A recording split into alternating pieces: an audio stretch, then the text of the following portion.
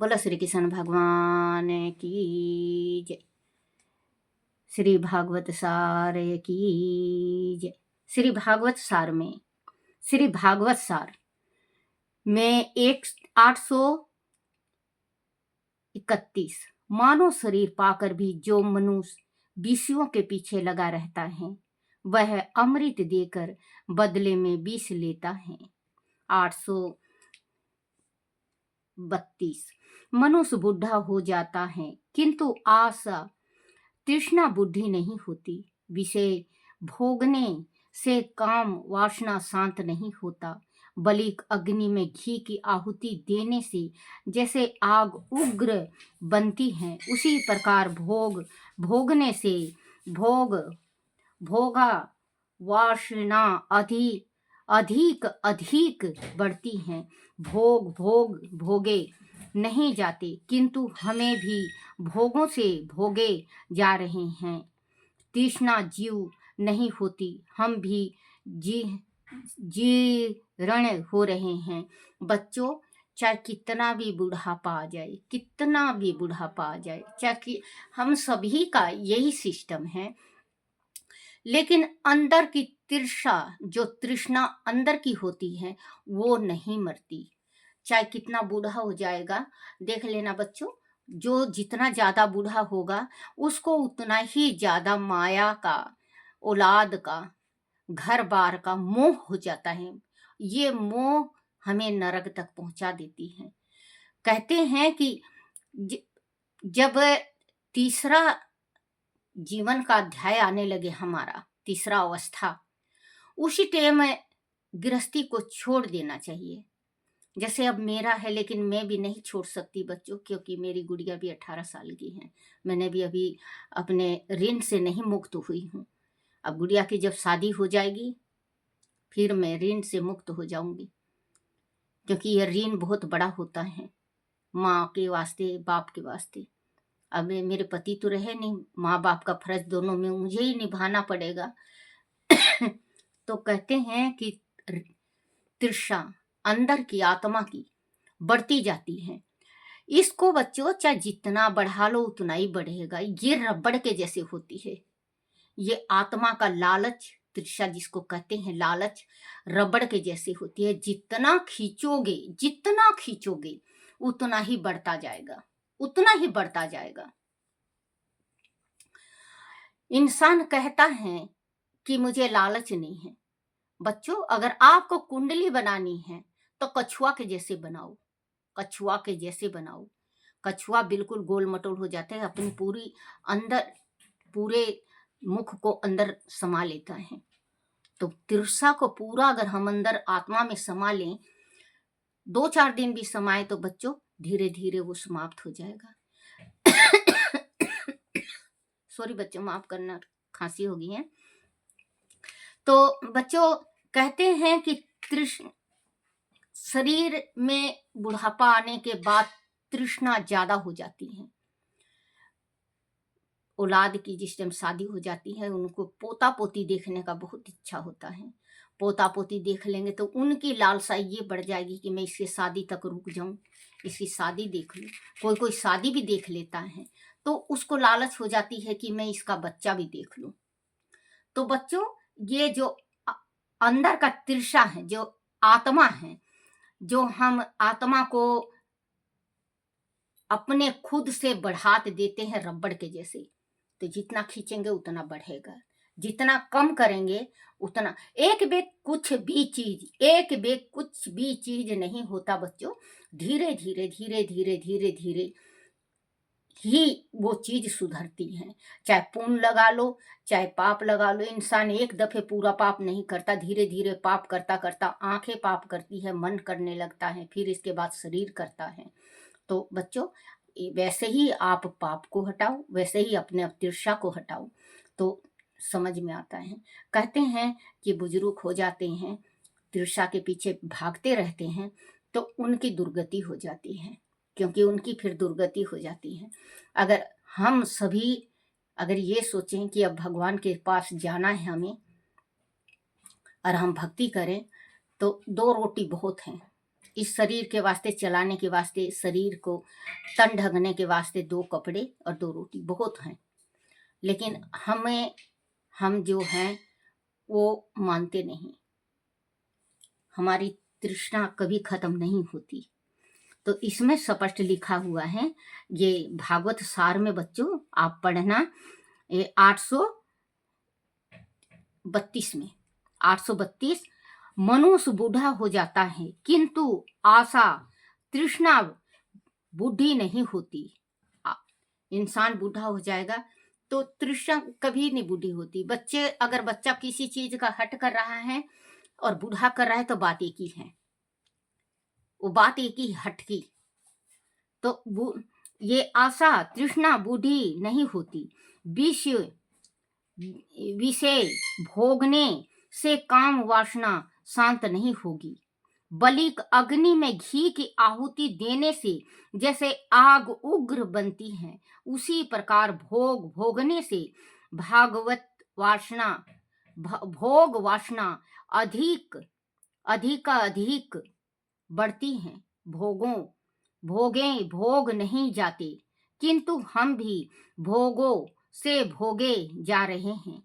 तृष्णा जीर्ण नहीं होती, हम भी जीर्ण हो रहे हैं। मतलब ये खत्म नहीं होती, अंदर से खत्म हम ही हो रहे हैं, लेकिन ये आस बनी हुई है मरते दम तक। जब तक भगवान बुलाने भी आ जाएंगे, जब तक यही रहेगा कि मैं ये कर लेता, मैं वो कर लेता। 833 कथा तुम्हें अपने दोष का ज्ञान कराती है। कथा सुनने के बाद रोना आवे तो मानना कि हमने कथा सुनी है। बच्चों जी, ये मैं कथा सुना रही हूँ, एक दफे मैं सुना चुकी हूँ, ये भागवत जो सुना चुकी हूँ, तो इसको 3 दफे पढ़ा जाता है। ये 1100 हैं अध्याय सारा, ये थोड़े थोड़े 1100 हैं। तो मैं एक दफे आपको सुना चुकी हूँ, ये दूसरा है। इसको ये समाप्त हो जाएगा, एक दफे फिर इसी को रिपीट करूंगी, क्योंकि उतना ही पुण्य आपको मिले, उतना ही पुण्य मुझे मिले। कथा तुम्हें अपने दोष का ज्ञान कराती है। कथा सुनने के बाद रोना आवे तो मानना कि हमने कथा सुनी है। सॉरी बच्चों। 134 पति पत्नी प्रेम करें किंतु एक दूसरे के शरीर में आसक्ति ना रखें। आजकल प्रेम शब्द को लोगों ने कलंकित कर दिया है। जहां वह विकार और वासना हो वह प्रेम नहीं है, उसे मोह कहते हैं। ये सच्ची बात है बच्चों, कि आजकल जो प्रेम है वो प्रेम नहीं, वासना का प्रेम होता है। आजकल जो प्रेम कर रहे हैं लोग बाग, पति पत्नी में देख लो, माँ बेटों में देख लो, बाप बेटों में देख लो, बेटी पिता में देख लो, भाभी देवर में देख लो। क्योंकि आजकल जो प्रेम हो गया है वो दिखावा। अगर आप किसी से प्रेम कर रहे हो, माँ से कर रहे हो, तो आपको लालच यही रहेगा कि सामने वाला मेरी बड़ाई करे, कि ये बहुत अच्छा लायक बर लड़का है, बहुत कुछ करता है माँ का। आजकल लालसा हो गई है सभी में। देखो बच्चों, बुरा मत मानना, ये हकीकत है। अगर कोई बहन भाई का प्रेम है तो वो रास्ते में चलते हुए भी दिखाएंगे कि लोग ये कहें कि हाँ भाई, भाई बहन का प्रेम है। देखो बच्चों, ये दिल से होता है। चाहे किसी से भी प्रेम करो, दिल से होता है। ये नहीं कि हम सॉरी बच्चों, हम दिखाएं तो ही वो चीज है। दिखावा का तो बच्चों आपको पता है, सभी को पता है, दिखावा का चीज तो ज्यादा दिन नहीं टिकता, वो जल्दी टूट जाता है रिश्ता। वो दिखावा रिश्ता जो होता है ना, टूट जाता है। बच्चों, अगर आत्मा से प्रेम हो, किसी जमाने में किसी भाई का कोई कार्य करते वक्त उसके आंख फूट गया, एक आंख अंधा हो गया, एक आंख से काना। उसकी बहन को पता चला, वो गई वेद के पास। वेद ने कहा अगर कोई इसके आंख अभी अगर दे दे तो इसका आंख ठीक हो जाएगा। और वो बिल्कुल साफ देखने लगेगा। बहन ने ससुराल से आई थी, आओ देखा नहीं ताओ देखा, बेद से कही मेरा आंख निकाल के मेरे भाई को दे दो। अपने कहानी है बच्चों। तो बहन ने भाई के वास्ते अपना आंख निकाल के भाई को दे दिया, और खुद, क्योंकि आंख निकाला था, 6 साल 6 महीना लगेगा ही बच्चों आंख ठीक होने में, तो वो भाई को आंख देके अपने ससुराल चली गई। अब इधर भाई, साल 6 महीना में भाई ठीक हो गया, साल 6 महीना में उसका भी आंख ठीक हो गया। लेकिन भाई के मन में ये मलाल रहा कि मेरी आंख फूट गई, मेरी बहन मेरे से मिलने नहीं आई। बहन को तो पता था कि मैंने दिया है आंख, और भाई को पता नहीं था, क्योंकि वेद को भी पता नहीं था कि ये भाई बहन है। वेद ने कहा कि कोई स्त्री आपको आंख दे के गई। उस स्त्री के वास्ते उसका भाई रात दिन प्रार्थना करता कि कोई भी स्त्री हो, जिसने भी मुझे आंख दिया है, वो सदा सलामत रहे। साल 6 महीना के बाद बहन ठीक होने के बाद, क्योंकि भाई का जल्दी हो गया, बहन का लेट हुआ। जिस टाइम बहन गई तो दरवाजा भाई ने बंद कर दिया। बहन को देखते ही भाई ने दरवाजा बंद कर दिया। बहन रोने लगी, बोले भाई मेरी गलती तो बता। बोले बहन तेरी ये गलती है कि हम 2 बहन भाई, और मेरे ऊपर इतना मुसीबत पड़ा, इतना बड़ा विपदा पड़ा, और तू मुझे देखने तक नहीं आई, राजी खुशी तक किसी से नहीं। पहले तो फोन फान नहीं होया करता, बेरन चिट्ठी होया करती, या नाई होया करता, नाई दिवादा लेके आया करता और लेके देके जाया करता। पहले नाई बुलावा वगैरह दिया करता, पूछताछ, नाई चिट्ठी चाठी ले जाया करता। तूने नाई भी नहीं भेजा। बोले भाई एक दफे खोल। उसकी भाभी कहने लगी, बोले अच्छा अच्छा, अब तेरे भाई देखने लगे तो तू लेने के मारी आ गई है। बहन जाती है रोती रोती वेद के पास। वेद के पास रोते रोते जाती है। वेद से कहती है, बोले कि ऐसे ऐसे वेद जी, मेरे वास्ते वो घर का दरवाजा बंद हो गया है। मैंने इतना बुरा कार्य भी नहीं किया, मैंने तो अपने भाई को मेरी आंख दी थी। वेद कहता है, बोली ये तो गलत बात हुआ बेटी, कोई बात नहीं, तू मेरे पीछे रहना और मैं तेरे आगे। वेद जाता है, दरवाजा मारते हैं, कहता है कि बोले चली जा, मैं नहीं खोलूंगा।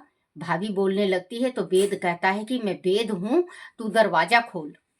वेद की आवाज सुन के वो खोलता है दरवाजा। दरवाजा खोलता है और वेद कहता है, वो बहन को वेद जी ने एक साइड कर दिया था, लुका दिया था। वेद जी कहते हैं कि जो तुझे आंख मिला है, वो स्त्री आज तेरे से मिलने आई है। दोनों जैसे थे वैसे ही उठ के खड़े हो गए। बोले हमारी तकदीर जग गई, आज जो मेरे पति को आंख दिया है। पति कहने लगा उसका कि आज जो मैं मुझे दुनिया दिखा दी उस औरत ने, उसका मैं पैर को चूम लूंगा। कहते हैं आजा बेटी। जैसे ही आती है, भाई देख के मुख मोड़ने लगता है। बोले मूर्ख, जो तू देख रहा है, तेरी बहन के तरफ तो देख एक दफे, तू एक दफे अपनी बहन के तरफ देख। भाई देखता है तो बहन एक आंख से कानी है। भाई दौड़ के गले लगा लेता है बहन को और पैर पकड़ लेता है। बहन तू बड़ी और मैं छोटा, मुझे नहीं पता था कि आंख तूने दिया। बहन कहती है, भाई वो रिश्ता ही क्या, बता के करने का वो रिश्ता ही क्या। बता के करना तो पड़ोसी करता है, अपने बताते नहीं, अपने खड़काते नहीं, अपने गुनगुनाते नहीं, अपने तो बस कर डालते हैं। भाई तू मेरी आंख से देख रहा है, लेकिन आज मुझे खुशी है कि मेरे भाई के दोनों आंख सही सलामत हैं। चलो भाई, मैं एक आंख से तो देख सकती हूँ। तो भाई और भाभी उसको गले लगा के रोते हैं और बहुत सेवा करते हैं। कहते हैं कि तू कैसे, बोले ऐसे ऐसे बात हुई, तू वेद के पास था भीतर और मैं बाहर थी। डॉक्टर वेद ने कहा कि ऐसे ऐसे करके कोई आंख दे, तो मैं जब भी आंख दे के चली गई, तेरा आंख जल्दी ठीक हो गया क्योंकि आंख लगा था और मैंने आंख निकलवाया था, मेरा जख्म हो गया था भाई, इस वजह से मुझे लेट हो गई देखने में। जब मैं थोड़ी ठीक हुई, मैं कही चलूँ मैं अपने भैया को देख आऊँ, तो भैया आपने मेरे वास्ते दरवाजा बंद कर दिया। आज भी मुझे भैया, आज मुझे मजबूरी में वेद के पास जाना पड़ा, मैं वेद के पास नहीं जाती। अगर आपने दरवाजा मेरे वास्ते बंद नहीं किया होता तो मैं वेद को जाके बुला के लाती नहीं, क्योंकि आप वेद की माने मेरी नहीं। कहता है भाई बहन मेरे से गलती हो गई, मुझे माफ कर दो, आज पीछे ऐसी नहीं होगी गलती। तो कहते हैं कि रिश्ता बच्चों निभाओ ऐसा जो किसी को पता ना चले, किसी को पता ना चले। रिश्ता वैसा निभाया जाता है। और बाहर दिखाया हुआ रिश्ता तो बच्चों वो ढोंगा रिश्ता होता है। मैं तो यही कहूंगी वो ढोंगी रिश्ता होता है। बाहर का रिश्ता, घर में तो माँ को और सास को बुरी भली कहते हैं, और बाहर अगर बड़ाई करे तो दुनिया थूकेगी बच्चों। दो मुंहन सांप कभी नहीं बनना चाहिए। हम नहीं बने बच्चों, आज तक नहीं बने। जो अंदर आत्मा में है वो ऊपर है, वो बाहर है। आज तक 66 साल की उम्र हो गई मेरी, लेकिन आज तक जो भी होता है वो मुंह पे होता है। मैं पीठ पीछे ना बुराई करती और ना मुझे अच्छा लगता, ना मैं किसी की सुनती हूँ, क्योंकि कहते हैं कि पीठ पीछे बुराई किसी की करनी भी नहीं चाहिए। और वो रिश्ता होता है दिखावे का। अब मेरी बहू मुझे घर में तो मारे लात और बाहर कहे मेरी सास के जैसे सास नहीं, वो क्या रिश्ता है बच्चों? वो क्या रिश्ता है? वो कोई रिश्ता नहीं, वो दिखावे का रिश्ता है। आप भी दिखावे का रिश्ता मत करो। जो उन भाई बहनों की रिश्ता थे वैसे बनो रिश्ता। रिश्ता अपनों से कोई दिखावा नहीं होता। अगर रिश्ता निभाओ तो दिल से, आत्मा से, नहीं तो कोई दबाव थोड़ी ना किसी बात का। पति पत्नी प्रेम करें किंतु एक दूसरे के शरीर में आसक्त ना रखें। आजकल प्रेम शब्द को लोगों ने कलंकित कर दिया है। देखो इसमें स्पष्ट लिखा है बच्चों, इसी वास्ते इतना बड़ा मैंने कहानी सुनाया है आपको। इसमें स्पष्ट लिखा है कि पति पत्नी प्रेम करें किंतु एक दूसरे के शरीर में आसक्त ना रहें। एक एक दूसरे के शरीर में जैसे निर्भय ना रहें। आजकल प्रेम शब्द को लोगों ने कलंकित कर दिया है। जहां विकार और वासना हो वहां प्रेम नहीं है, उसे मोह कहते हैं, उसे मोह कहते हैं। प्रेम नहीं, दिखावा का मोह होता है, वो मोह कहते हैं। 835 योगी को कभी रोग नहीं होता। आदि योगी को रोग हो तो उसके योग में कोई भूल हुई है। जो योगी, जो योगा करता है जो योगा करता है उसकी तबीयत कभी खराब नहीं होती, उसको रोग नहीं। अगर वो रोग लगा हुआ है तो वो योग सही ढंग से नहीं कर रहा है। 136 चिंतन करना हो तो प्रभु लीला का चिंतन करो। आंख खुली हो और समाधि लगी हो तो समाधि सच्ची मानना। आंख खुली हो और भगवान का समाधि आप लगाए हुए हो और एकदम हृदय से लगाए हुए हो, चाहे कोई आ रहा है कोई जा रहा है कोई मतलब नहीं, तो आपकी जो समाधि है वो भगवान का जो चिंतन कर रहे हो वो चिंतन सच्चा है। और अगर आप आंखों को इधर उधर घुमा घुमा के चिंतन कर रहे हो तो वो चिंतन चिंतन नहीं है। बोलो हरिवंश पुराण की जय। विष्णु के नाभि कमल का वृत्तांत। हे महाराज, एक वर्व में शयन करते हुए नारायण अपौ रूप में तप करने लगे। तब तप के प्रभाव से उनके तेज व बल में प्रत्यधिक वृद्धि होने लगी। होने से नारायण को सृष्टि रचना का विचार हुआ और उन्होंने क्रमशः आकाश, आयु, अग्नि, जल तथा पृथ्वी, इन पांचों महाभूतों की उत्पत्ति की। फिर ब्रह्मा को उत्पन्न करके वेदों की रचना की। तब ब्रह्मा को सृष्टि के आगे निर्माण करने का कार्य सौंपकर स्वयं महारण्यों में निश्चिततापूर्वक शयन करने लगे। कालांतर में श्री नारायण की नाभि से सूर्य के समान तेजस्वी स्वयं के आलोक से प्रकाशित 1000 पंखड़ियों दलों वाले एक दीप कमल की उत्पत्ति हुई। वह अपने मन प्रभाव सुगंध वाला सुंदर शोभा युक्त पुष्प प्रोज्वल तथा स्वच्छ एवं निर्मल था। तब उस कमल के शीर्ष पर आसन बनाकर श्री हरि ने ब्रह्मा को वहां स्थापित किया। संपूर्ण पार्थिव गुणों से युक्त उस कमल का विस्तार अनेक योजन था। वेश्याम जी ने आगे कहा, उस कमल के केसरांकुर